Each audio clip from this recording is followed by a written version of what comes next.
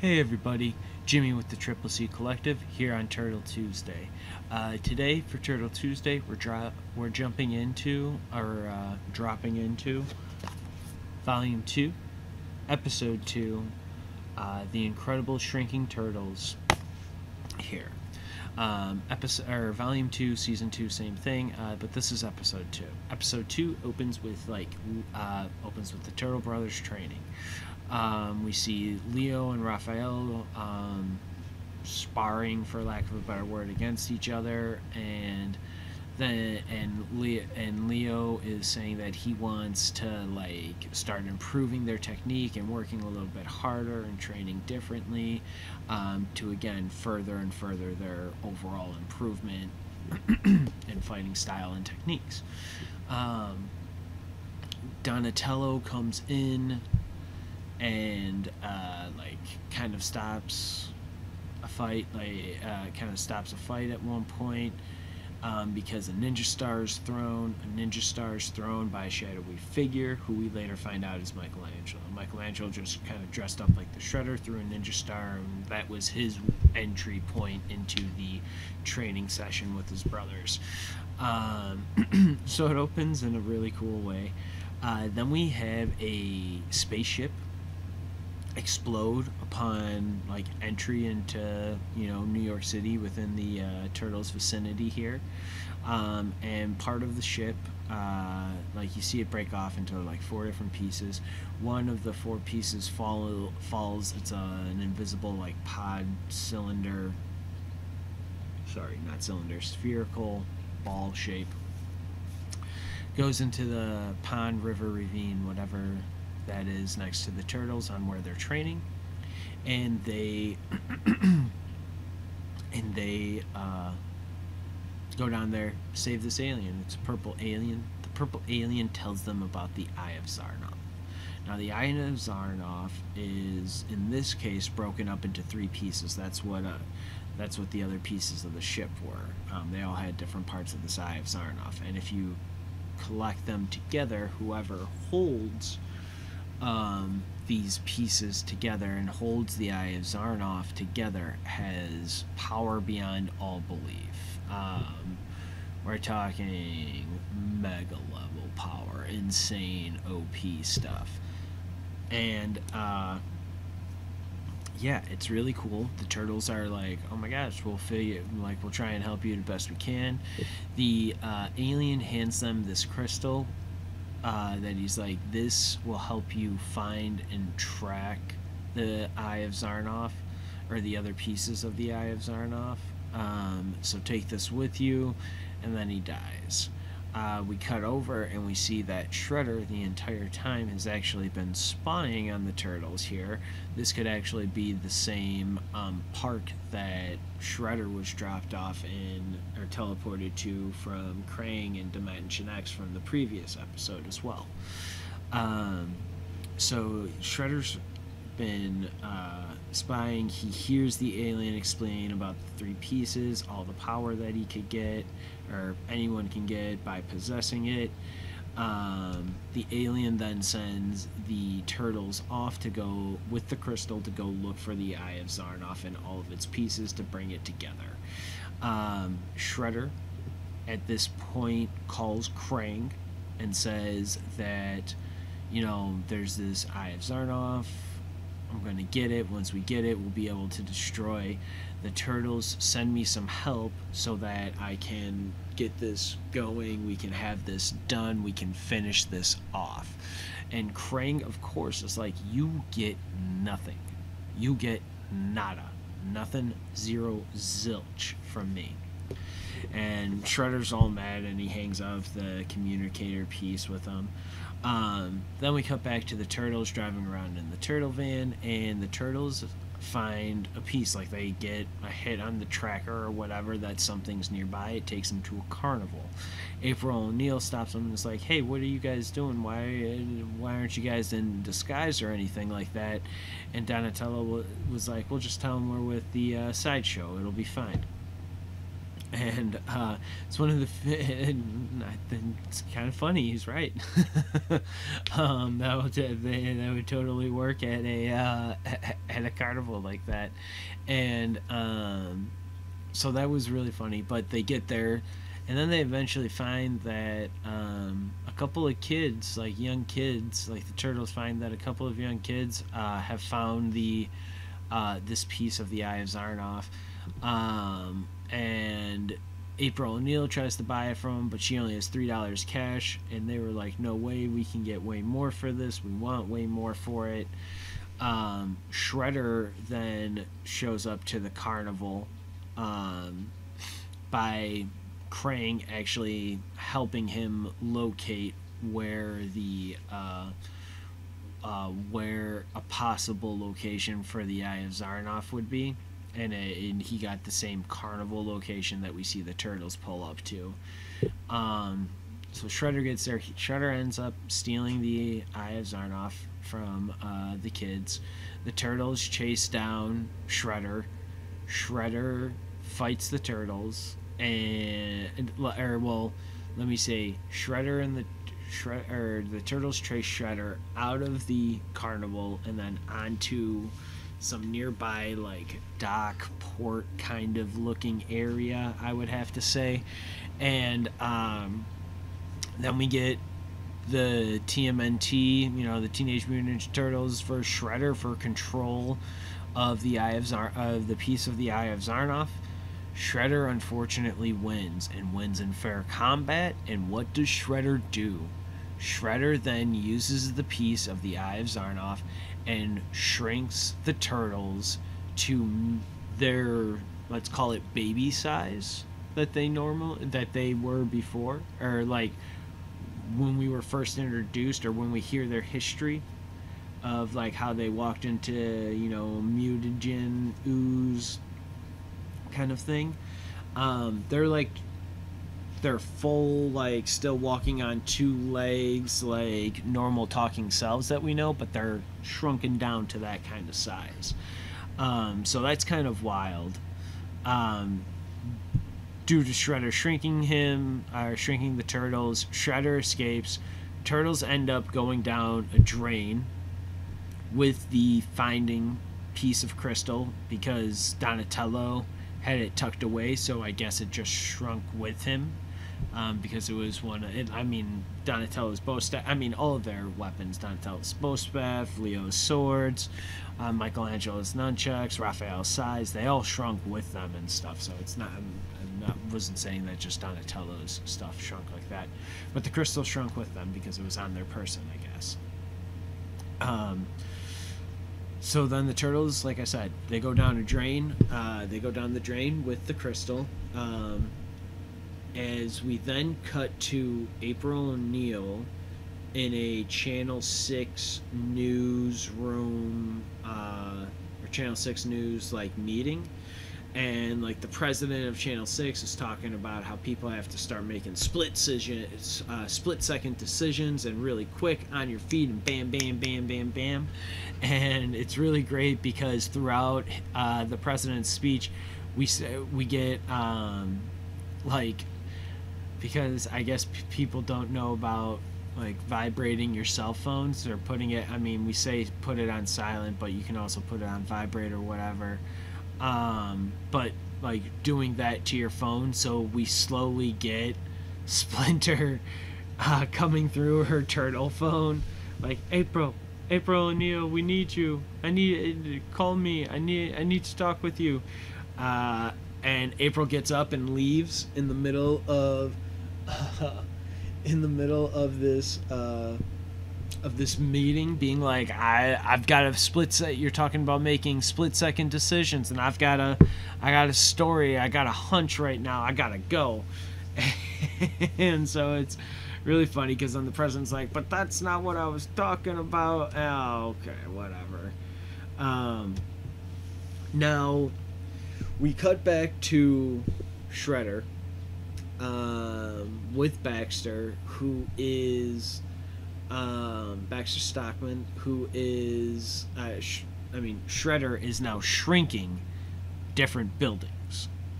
he is collecting them because he wants to show Krang that he found the One Piece and this is the power that it has, or that he has now obtained in it. And Krang is still unimpressed. Krang still wants the proof that the turtles are gone. Krang does not want to come back until the turtles are gone. And he learned his lesson in the first season, in those first 5 episodes.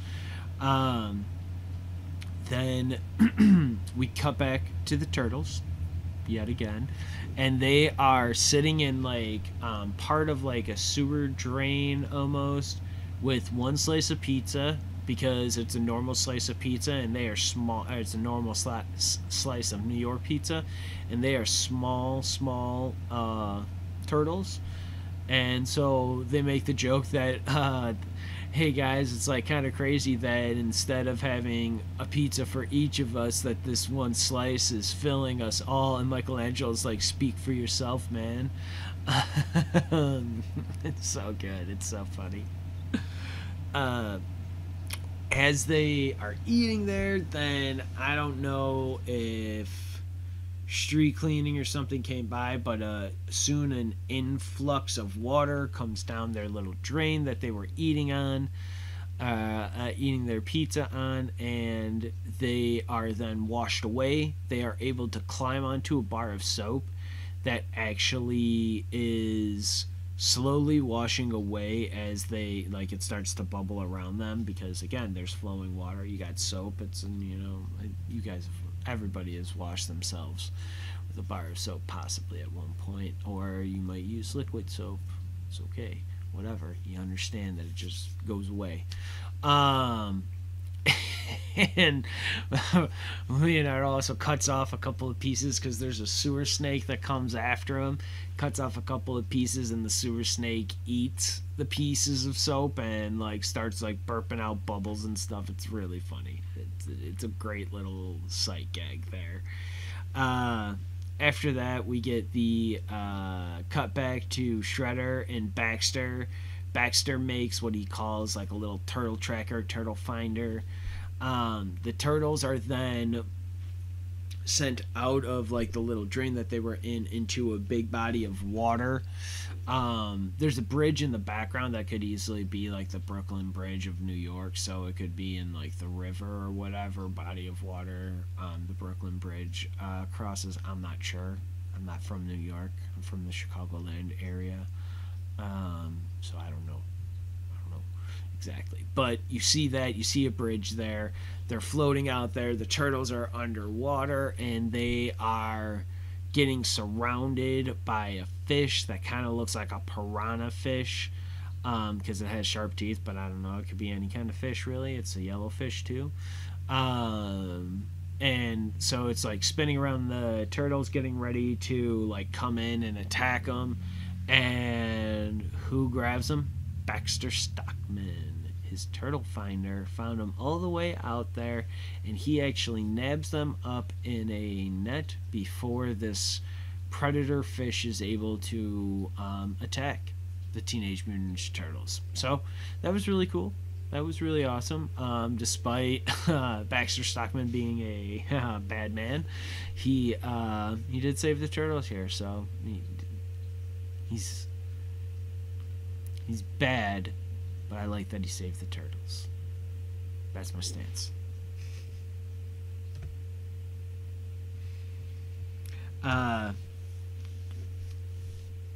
After Baxter saves the turtles and brings the turtles back to Shredder, and shows Shredder that hey, look at, they're small. Here they are. We can continue on. April O'Neil has now gotten to Splinter. Her and Splinter have started their investigation of